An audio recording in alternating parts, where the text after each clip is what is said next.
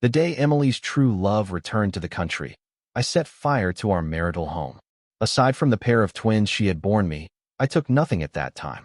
When she was gravely ill and urgently needed a kidney transplant, I made the decision to donate my kidney to her.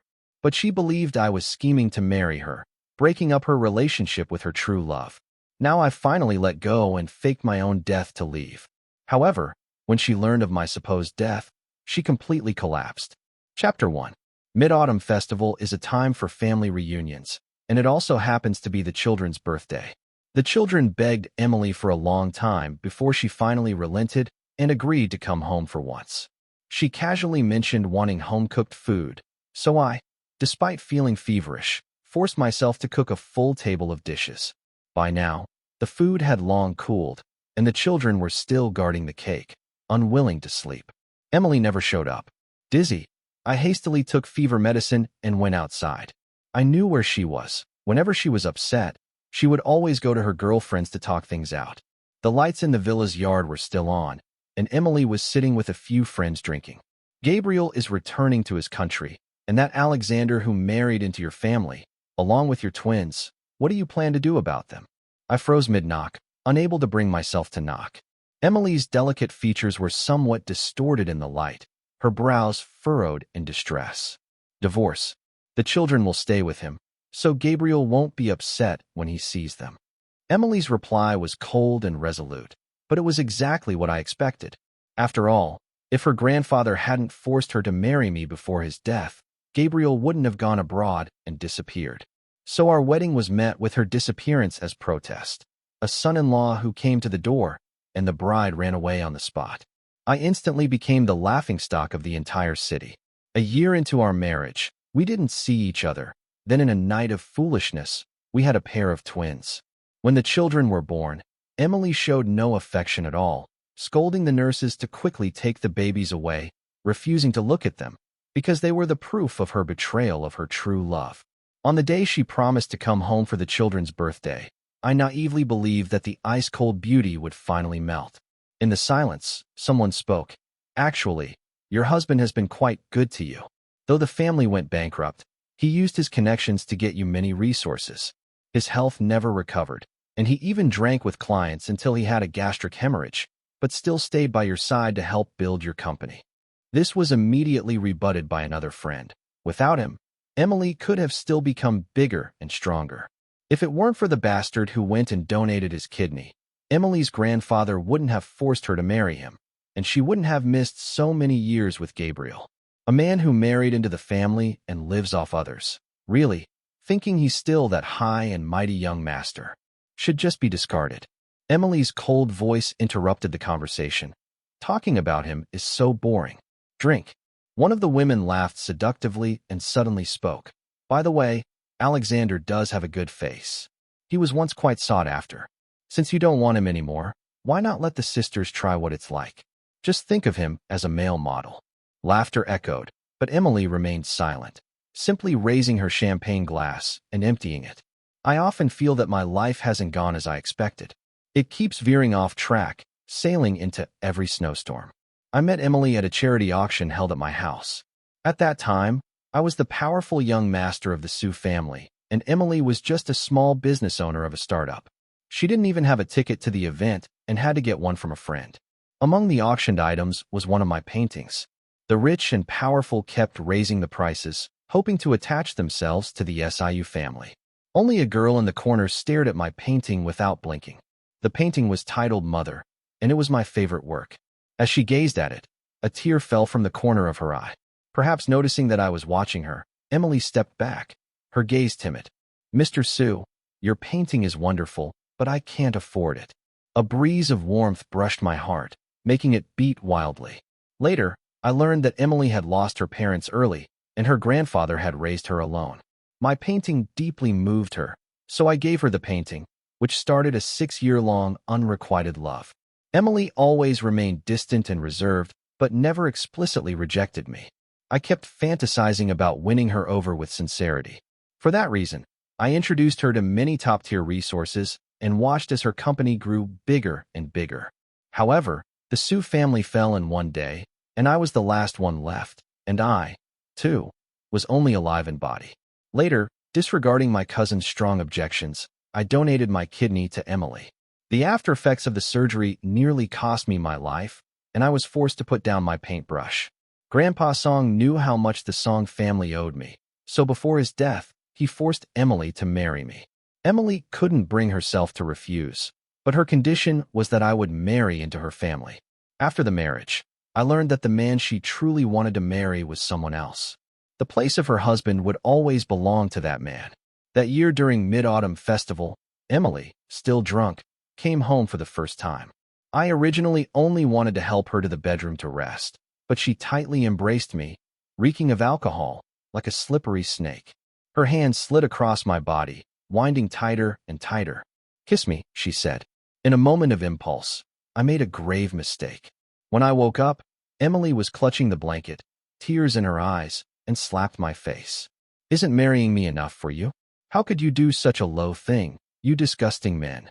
I thought from the beginning everything was wrong. I should have left long ago. Chapter 2. I wearily returned to the villa, the marital cage that trapped both Emily and me. The children were indeed still awake, rushing over and hugging my legs tightly. "Daddy, has Mommy come back too?" They then ran happily to the door, only to return disheartened, their spirits deflated. Pax's little face turned red with emotion as he cried out loudly, "Does Mommy not want us anymore?" My heart felt as if it was gripped by a large hand, both aching and suffocating. I crouched down and hugged them. "Daddy wants you. Come with Daddy, okay?" I couldn't bear to tell them that. In fact, their mother didn't want them at all. Both the children and I were obstacles to her happiness. Serena, acting like a little adult, patted my shoulder. "Daddy, don't be sad. Wherever you go, we'll go with you." After finally managing to get them to sleep, I collapsed into the bathroom. I turned on the water and let it flow over my head, washing away the tears that wouldn't stop. The sound of the trickling water covered the sobs, giving me the last bit of dignity I had as a man and as my children's father. They had never known a moment of joy. From the moment Emily found out she was pregnant, she wanted to abort them every single day. It wasn't until the doctor said that if she aborted them, she could never have children again, that she reluctantly gave up, because she still wanted to have children with Gabriel. After the twins were born, when the nurse handed her the 2 little bundles, her first reaction was to turn away in disgust, scolding the nurse to take them far away, because just looking at them made her feel sick. I had to play both the role of father and mother, raising the children on my own.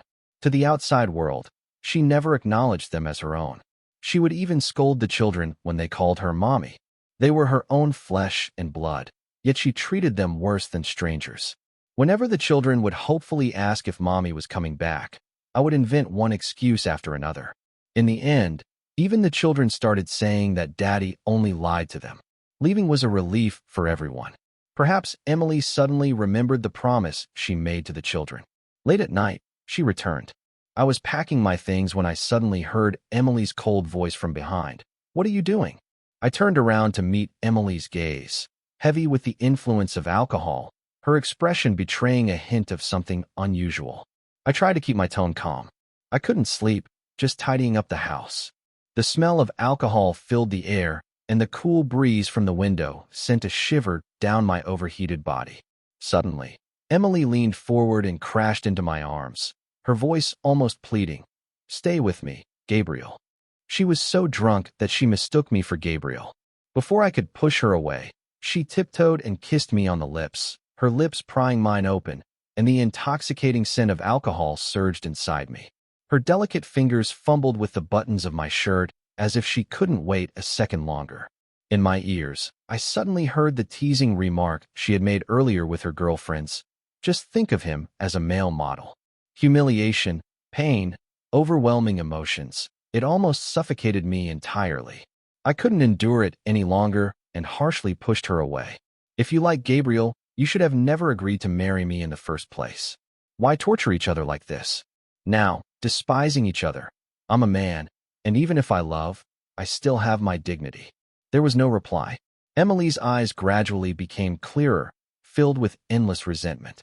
I ignored her and continued packing my things. She suddenly grabbed my wrist, but when her hand touched my skin, her face froze for a moment. "You have a fever. You're a grown man and can't even take care of yourself." She tried to reach for my forehead, but I easily dodged her touch. She clicked her tongue in frustration. "So you came to find me? What did you hear?" I no longer cared. Everything spilled out of my mouth. "You think Gabriel went abroad because of you and me getting married? He's just afraid you'd make him donate a kidney. How dare you slander him?" Emily picked up a glass water cup and threw it at me. I didn't dodge. The cup hit my forehead with a heavy thud. The glass shattered on the floor, mixing with my blood. In her eyes, I was just like that glass cup, capable of holding all her negative emotions, and it didn't matter if I was shattered. Thick blood smeared across my eyes. In the blur, I seemed to see Emily nervously reaching for me, but she pulled her hand back. She stood there, cold as ice. "You wanted me to come back, and I have. That's enough." Then the sound of her high heels faded into the night. Along with it, my heart, still stubbornly tangled, disappeared as well. Chapter 3. The next day, after Emily sobered up, she had her secretary deliver birthday gifts for the children. The children threw them straight at the door. Pax looked disgusted. "It's not even my birthday today. What's the point of giving me this now?" Serena was upset. "I wanted Mommy to come home before because I wanted her to be with Daddy. But now that Daddy doesn't want Mommy, we don't want Mommy either." Unloved children live cautiously from a young age. At just over 2 years old, they already carry a maturity that doesn't match their age. So thoughtful it breaks your heart. Serena asked me in her soft voice, "Daddy, where are we going?" I patted her head and told her, "We're going to Grandma's old home." The SIU family estate had long been sold, and now the only place we could go was to the old house in the countryside where my mother lived. Mom had tried many times to bring Grandma to the big city, but Grandma always refused, unwilling to leave her hometown. That's why Mom often took me to the countryside to stay with Grandma and keep her company. There's Northwest Amusement Park. No tall buildings, but there are birds singing, flowers blooming, and little bridges over running water. The two chubby little bundles of joy tightly hugged me, silencing the words I was about to say. With Daddy, anywhere is the best place. Chapter 4. Lately, both Emily and I have been quite busy. She's preparing to bring Gabriel back to the country, while I'm preparing to take the children with me. After all, she's long gotten used to being in control. If I want to leave, I must make sure I'm fully prepared. Although the children say they don't want Mommy, the day before we were supposed to leave, they still stared at Emily's photo, reluctant to part with it. After hesitating several times, I dialed Emily's number. The call connected, and she was still impatient. "What is it?" "The children want to see you one last time. Would you come back for a visit?" Would she come back for the last time? "Emmy, if you're busy, I'll just fly back abroad. It seems I'm not that important." It was Gabriel's voice. Emily hurriedly explained, "You are important. He's nothing." Then the phone call ended. When fate is over, even a final meeting is a luxury. The portrait I gave her was still hanging by the bed, and I could still vaguely remember the tear that glistened in Emily's eye. I lit a lighter and set it ablaze. The fire spread wildly over the room's flammable items, quickly engulfing the entire villa. My marriage with Emily began with this portrait and ended with this portrait. The flames shot into the sky, and my children and I stood silhouetted against the firelight, holding hands, not looking back. "Emily, the freedom you wanted, I've returned it to you." The fire was so fierce that it burned everything eternal to ash. I took the children back to Grandma's old house in a small tourist town where tourists frequently passed by. After Grandma passed away, everything in the house remained the same, just covered in layers of dust. I brushed off the dust, and it felt as though I could still see Grandma holding a big watermelon, calling me to come eat. She would cut it in half, worried that I wouldn't have enough, and would give me a spoon to scoop and eat. Her wrinkled eyes would light up with joy, laughing as I ate and became a little messy. I lived with the children quietly and peacefully, learning from Grandma's way of life. We carried our hose and tidied up the overgrown yard. I planned to fix the place up and open my own DIY shop here in the future, selling local tourist souvenirs. The news reported the fire at the Song family villa, where Emily's husband and their twin children were suspected to have perished in the blaze. While the raging fire consumed everything, Emily was in a hotel, spending time with Gabriel. Gabriel had rushed back to the country without enough preparation and was grinning wickedly as he said he was going to the pharmacy to buy tonight's essentials. And Emily surely knew what Gabriel was implying. Chapter 5. After Gabriel left, Emily placed her hand on her chest, testing her own feelings. Strangely, there was no overwhelming excitement as she had imagined. Her heartbeat remained steady. So when Gabriel eagerly threw himself at her, she instinctively rejected the man she had longed for, pushing him away without thinking. Sorry, there's something urgent at the company. I need to go. She fled, even though she couldn't understand why she had become like this. Actually, the night with Alexander, she wasn't so drunk that she couldn't distinguish between Gabriel and Alexander. Under the influence of alcohol, her body instinctively wanted to be close to him, as close as possible, blurring the lines between them. When she woke up, regret consumed her, and she habitually blamed the man for everything. After all, he had always tolerated her. When she heard the news of the villa fire, Emily was momentarily stunned. A twinge of regret quietly took over her mind. She couldn't help but think, if I had gone back that day, would this have never happened? Yet she still hoped it was just one of Alexander's tricks. This man, as usual, was shameless and would stop at nothing to achieve his goals. What is he trying now? She said, filled with disdain. It wasn't until the secretary handed her the items found at the scene that the truth began to sink in. A charred wedding ring and 2 half-burned gifts. The wedding ring was the only link between Alexander and her. He had cherished it, never taking it off. And there were the birthday gifts she had bought for the children. It seemed the packaging hadn't even been opened before the ruthless fire destroyed them. A fire started in the bedroom. It looks like he started it himself. The door was locked from the inside. No one could escape the fire, the secretary said. Emily staggered for a moment. You're saying he gave up the chance to escape and would rather burn to death with the children in our marital home? Emily couldn't believe it. She had to expose the man's trickery. She staggered into the ruins, her pale fingers desperately trying to dig out some sign of Alexander's survival. If he dared to deceive her, she would make him pay dearly for it. But there was nothing left at the scene except ashes. The children's gifts were thrown outside the door, leaving only half of them behind. As for Alexander, there was nothing left. She had always thought of Alexander as an aloof young master whose love was just a passing whim. Later, she began to think that Alexander, willing to donate a kidney to turn his life around, and the children he had been forced to have, were disgusting. Now, with his death, he had severed all connections, yet she didn't feel happy at all. That night, Emily had a dream. In the dream, she went as promised to celebrate the children's birthday. The children happily unwrapped the gifts, jumping around her, affectionately calling her Mommy. She didn't mistakenly call out the man's name, but affectionately called him Ben. She wasn't cruel enough to strike Alexander on the forehead, but kissed him deeply instead. When Alexander called her to see the children, she happily agreed to meet him. The family sat together, laughing and talking. In her dream, Emily smiled softly, as if savoring the beauty of that moment. But after a sudden thunderclap, Emily woke up with a start. She reached for the empty space beside her bed and fully awakened. As for the dream, she found it laughable. How could she ever want to live with such a despicable man? She must have been frightened by the fire, and that was all. Alexander was dead, like a drop of water disappearing into the ocean. Emily kept telling herself that her heart would no longer be stirred. Meanwhile, my children and I were living a carefree life in the countryside, happier than we had been in the big city. In the past, I would have a whole amusement park as a birthday gift. Now, relying on my own skills, I could still provide a good life for the children. Soon, the children reached school age. Since my artistic taste was quite good, my small shop gradually became well known, and more tourists came to visit.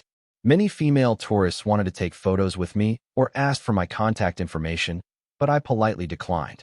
2 years passed. Occasionally, people would introduce me to potential matches. The women didn't want a dowry and were willing to accept the children. They mostly liked me because I was hard-working, good-looking, and had a good character. I would always smile and politely refuse. Then one day, the children saw their mother on television again. Now Emily had become more successful, an influential financial woman being interviewed, with Gabriel, of course, by her side. A nosy reporter asked Emily, "Miss Song, your husband has been dead for 2 years. When do you plan to marry?" Emily's face showed displeasure, and before she could speak, Gabriel immediately answered, "Good things are coming soon, so stay tuned." The children turned around and saw me watching. They immediately turned off the TV. I smiled indifferently. Today's a break. Let's go catch some lobsters. The children cheered and ran out the door. When we returned, covered in mud, I almost thought I was hallucinating. Emily, the woman I had tried so hard to avoid, was standing at the door of my shop. In my memory, she had never smoked, but now she was holding a cigarette and pacing back and forth, the ground littered with cigarette butts, clearly showing she had been waiting for a long time. Chapter 6. The shadows of the afternoon trees swayed, and her delicate, small face showed signs of exhaustion as she stepped on the cigarette butt, extinguishing it. Emily looked me up and down, her lips painted red, curling into a mocking smile. My late husband left me, and now you've ended up like this? You really make it so easy for me to find you. Emily was the type to seek revenge for the smallest slight, and now she had come for just that, to take revenge on me. I stared into her deep eyes, the words I had already prepared in my mind at the tip of my tongue, yet somehow they wouldn't come out. In the end, I just grabbed the children's hands and brushed past her shoulder, ignoring her. Just as I was closing the door, I didn't expect Emily to suddenly reach out, her wrist hitting the door with a loud bang. Emily grunted in pain, but still wouldn't pull her hand back. Helpless, I had no choice but to open the door and try to reason with her. Go back. The old me is dead. We have nothing left between us now. Emily looked hurt, her wrist obviously injured. She bent down to clutch her wrist in pain, and as she looked down, a necklace slipped out from her collar, swaying in front of my eyes. Hanging in the middle of the necklace was my wedding ring. Why was she carrying my ring with her? Despite the pain, Emily reached through the narrow gap in the door and waved to the children. Call me Mommy. Pax and Serena immediately turned away, refusing to acknowledge her. I couldn't understand what she was trying to do. When the children used to call her Mommy, she would scold them, saying they weren't worthy of calling her that. What was she trying to pull now? After several requests, I finally agreed to talk with her. I sent the children away, leaving just Emily and me facing each other. Emily was dressed in a sharp, form-fitting skirt, lounging against the sofa with the posture of someone in control. Alexander, don't forget, we're not divorced yet. I have the right to take the children. What grade are the kids in this year? What do they like to eat? Are they allergic to anything? You know, Emily was taken aback. She realized she didn't even understand the children she had given birth to. But soon she regained her commanding stance. As long as you come back to me, I won't have to fight for custody. You know, there's nothing Emily, can't get. I looked at her, finding it somewhat amusing. I think your Gabriel probably isn't as generous as you'd like to think. Emily didn't become angry. Instead, there was a hint of triumph in her eyes. Are you jealous? If you're jealous, that means you still care about me. She stood up, grabbed me, and tried to pull me into her embrace. With the force of her actions in the past, when she came onto me like this, I couldn't help but be moved, but not anymore. Chapter 7. I clenched my fist and placed the back of my hand against her shoulder, pulling away as if to avoid any further trouble. Miss Song, please show some respect. I will cooperate with the divorce. I don't want anything, just the custody of the children. Emily was panting, staring at me in disbelief. You think I came here to divorce you? Enough. With those words, I cut her off, stopping the upcoming stream of complaints. In this marriage, Emily had always held the upper hand. Now she lowered herself, but all she wanted was to regain control, driven by a woman's possessive desire. The next morning, I heard the sound of clanging from next door. When I sent the children to school, I discovered Emily had ordered workers to move her office next door. Emily was running around, sweating, as she greeted the children. Good morning. Pax and Serena turned their heads away, stubbornly ignoring her. Emily then turned and smiled at me. If you and the kids won't go back, then I'll stay. She had become just like I once was after our marriage. I had thought of starting over in business, but after Emily had the kids, she left them all to me, feeding, changing diapers, and putting them to sleep. One child was already enough for me to handle, let alone two. I was overwhelmed, so I had to resign myself to being a stay-at-home dad. To support Emily, I not only helped with resources, but also had to learn all the household chores from scratch. My hands were often injured, old wounds covered by new ones. I treated Emily like my dream, nurturing her, but all I received was disdain. The end for a gambler is bankruptcy, and mine was despair. So when there's no love, nothing matters, just like with her now. Emily started going to the kindergarten every day to wait for the children to finish school, even though neither the kids nor I paid attention to her. She was undeterred. She began trying to cook and offered us food, but we always refused to let her in.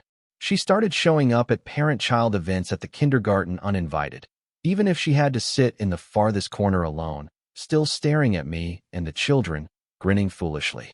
With her infatuated look, no one would guess that she was once a high-powered CEO in the business world. For some reason, she had adopted several stray dogs. I remembered when I had once felt lonely and had adopted a stray dog for company. Even though Emily rarely came to the villa, she couldn't tolerate dog hair due to her allergies. She gave away the dog I had become attached to, refusing to tell me where it had gone, no matter how much I begged. Now Emily held a dog in her arms, asking me from behind the fence, "Isn't it cute?" I noticed the growing number of red spots on her arms. If this had been in the past, I would have scrutinized her every action to analyze the motive behind it, but now I didn't care anymore.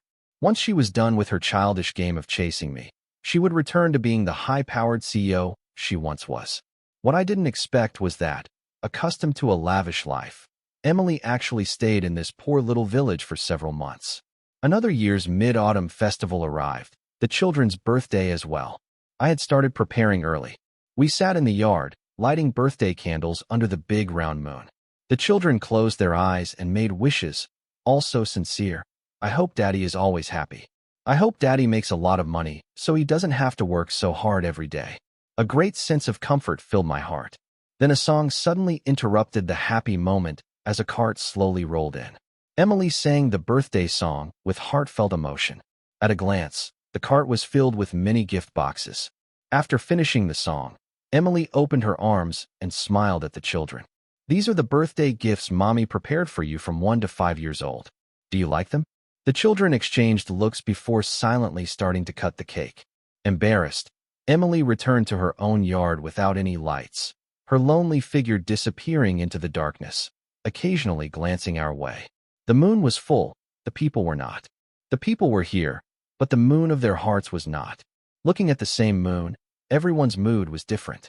Suddenly, Emily spoke up, leaning against the fence, asking me, "Alex, why did you save me back then?" Behind all the absurd actions, there was only one word driving them: love. My love for Emily probably peaked when the Sioux family fell, from a rich young master to a fallen dog. The sudden change almost crushed me. At my lowest point, I was pursued by different debt collectors. I lived like a sewer rat, surviving off dirty river water when thirsty and rummaging through garbage bins for food when hungry. Even though I tried to be careful, I was still caught by the debt collectors. They were as ruthless as executioners. When they saw I had no money, they wanted to sell my organs to repay the debt. I had already resigned myself. Since the family's downfall, I had nothing left to lose. But then Emily appeared like a goddess, saving me from disaster. From her high position, she threw money at them, warning them not to trouble me anymore. Maybe to her, that money wasn't much, or she pitied me like a beggar, but to me, it was salvation. She was like a flower blooming in my decaying life. Later, I learned that the flower wasn't mine. I had only passed by while it bloomed. My cousin introduced me to a life abroad. She had married overseas and had been living a comfortable life. She said that with my talent, I could do great things abroad. My immigration papers were done, and I was just waiting to board the plane. I never imagined that Gabriel and I would be on the same flight. At the airport, I accidentally overheard a conversation between Gabriel and his friend. "Emily is seriously ill and urgently needs a kidney transplant. It's very likely she'll ask me to donate one. If we're a match, I won't be able to refuse, so I need to leave now." Come up with an excuse to break up and throw the blame on her. I've met a rich woman abroad, and she wants to invest with me. My good days are just beginning. Chapter 8. All I could think about was that Emily was about to die, so I ultimately gave up on boarding the plane. Fortunately, Emily and I turned out to be a match for the kidney transplant. The severe complications from the surgery almost cost me my life on the operating table. But when Emily woke up, the first thing she asked was whether the kidney had come from Gabriel. When she found out that it was I who had saved her, not Gabriel, she merely let out a quiet, "Oh." Originally, I had no ulterior motive. I had planned to recover and then go abroad. Even when Grandpa Song suddenly became critically ill and forced Emily to marry me so he could die in peace, others envied me for marrying a woman like Emily, someone who had both beauty and wealth. At the same time, they also despised me for my ruthless methods, willing to sacrifice my health just to marry into the Song family. But those were just their biased opinions, and yet Emily believed them, too. In the past, I had wanted to explain, but Emily wouldn't listen. Now she had learned to listen, but I no longer wanted to explain, because my story with Emily had already come to an end in that great fire. Seeing that I didn't respond, Emily gently called my name again. Alex. The starlight seemed to be shattered in her eyes, or perhaps it was the glint of tears. You've always been silent, making me overlook the fact that you, too, have been suffering. Alex, I owe you a life. Let me repay you with the rest of my life, please. Even though she was crying, making her even more pitiful, all I could offer her was rejection. No. Recently, the number of tourists increased, and long lines would form outside my shop. There was a commotion at the door when suddenly a man, followed by a group of men, barged in. They began smashing things without saying a word. The leader was none other than Gabriel. He grabbed my collar and gritted his teeth. What is wrong with you, a grown man? Gabriel sneered. Why do you have to seduce a married woman? How dare you touch my woman? He then shouted at the confused tourists. You all are still giving him money? A man without any moral compass like him should be beaten to death. Some of the tourists, swayed by his words, began whispering. The shop owner looks like such an honest man. How could he ruin someone else's marriage? I've heard online that he's close to some wealthy woman. Maybe he's being kept by a rich lady.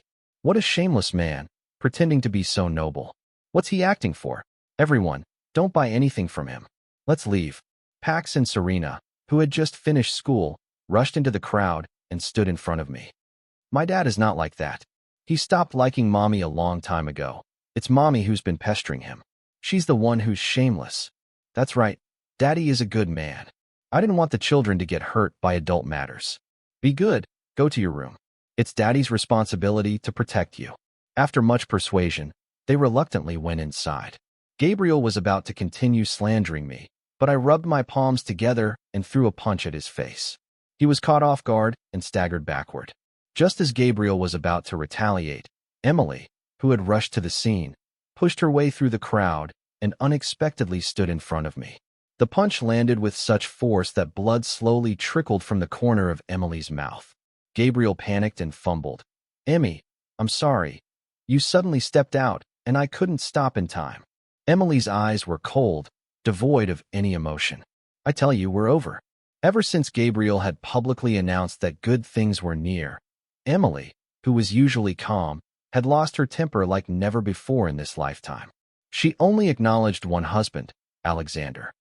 Since Alex left, I can't lie to myself anymore.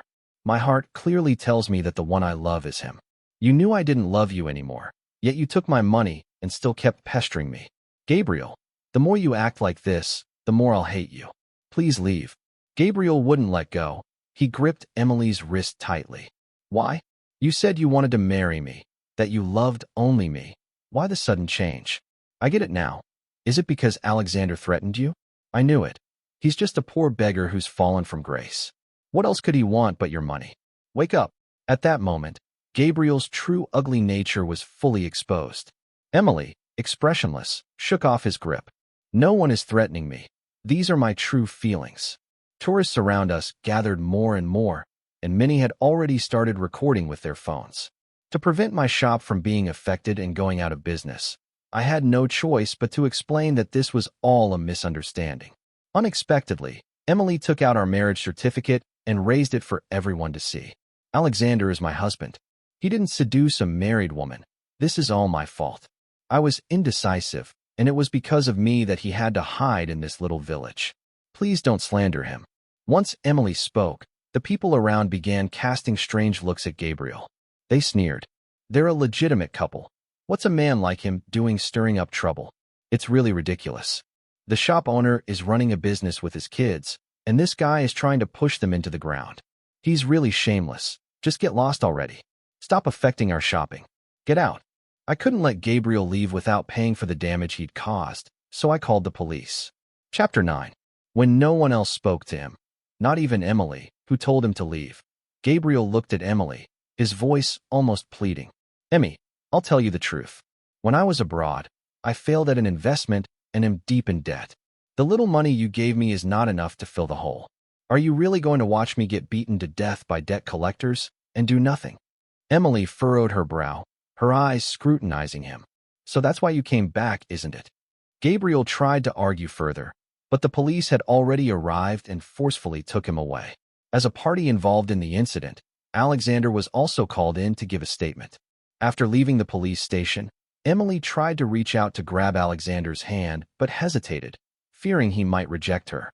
In the end, she withdrew her hand. Can we start over?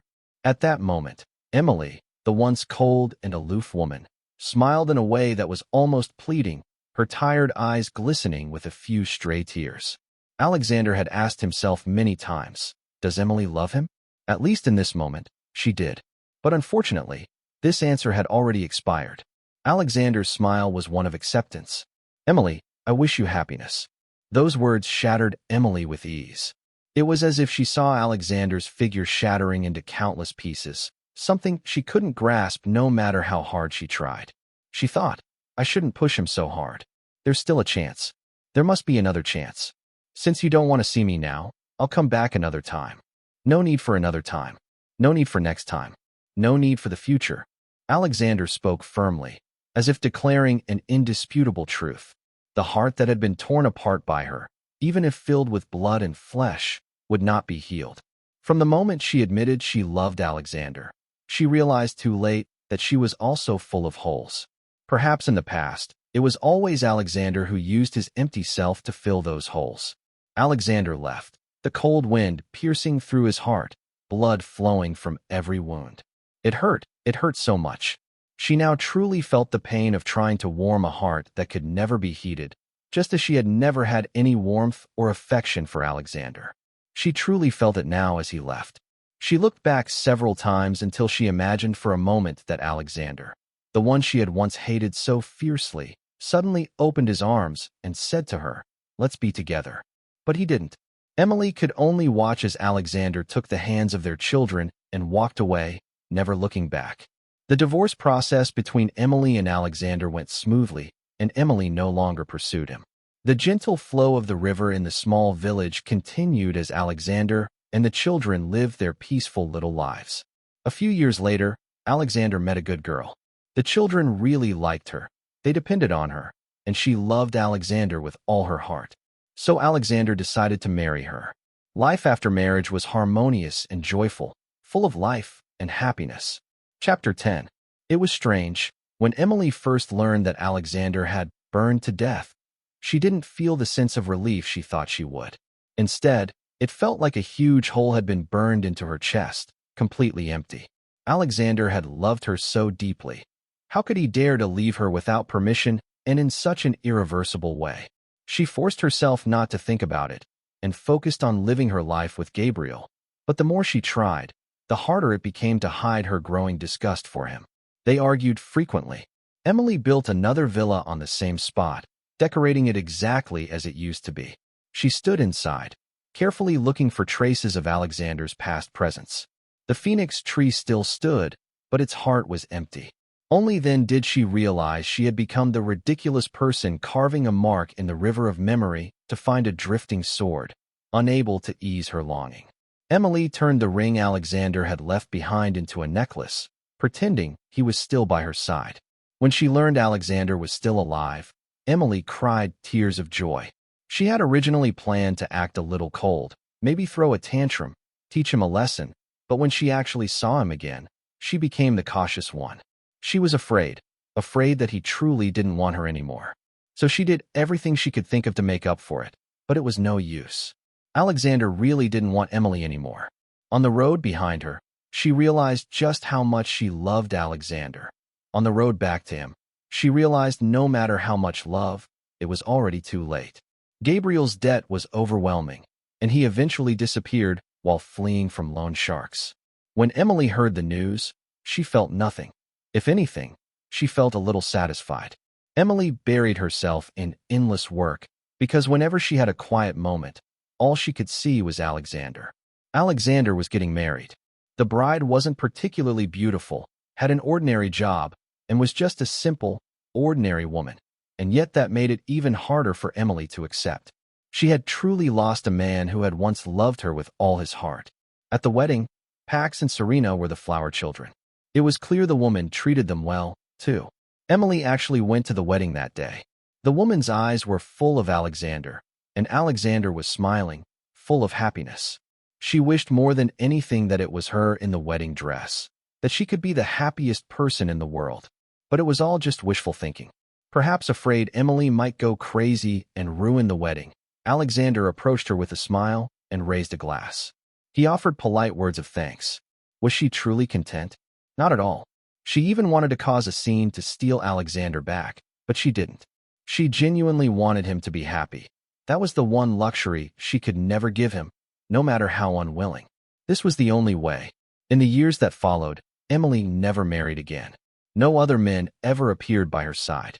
All these years, Emily had been secretly watching Alexander. She even selfishly hoped that he would live an unhappy life so she could slip in and finally marry him. She clung to this obsession for decades until one day, with white hair and wrinkled hands, she saw Alexander walking down a street lined with fallen phoenix leaves, hand in hand with his wife and their grandchild. The woman gently adjusted Alexander's collar, and Alexander smiled just like that afternoon long ago when Emily had stood before one of his paintings, stunned by his talent. Alexander had softly called to her then, smiling warmly. Her heart clenched violently. Only now did she realize that was what people called falling in love. As they passed each other, Alexander didn't recognize her. He laughed and chatted with his wife beside him. Though we meet again, he does not know me. Dust on my face, frost in my hair. Emily felt those happy scenes spinning wildly before her eyes. Moments later, she collapsed heavily to the ground. When she returned home, she fell gravely ill and never recovered. With her final breath, she hesitated as she dialed Alexander's number. It was still the same number. It rang for a long time. When it finally connected, Emily couldn't wait to call out, "Alex." An elderly woman's voice answered, "Honey, it's for you." Alexander took the phone. There was silence on the other end. It was as if he already knew who it was. He simply murmured, "I'm very happy. I hope you are too." As silence returned, Emily used the last of her strength to end the call, a tear of relief falling from her eye. Emily died alone in that villa, with nothing in her hands but a will. In it, she left all her possessions to the man she had loved all her life and to their children.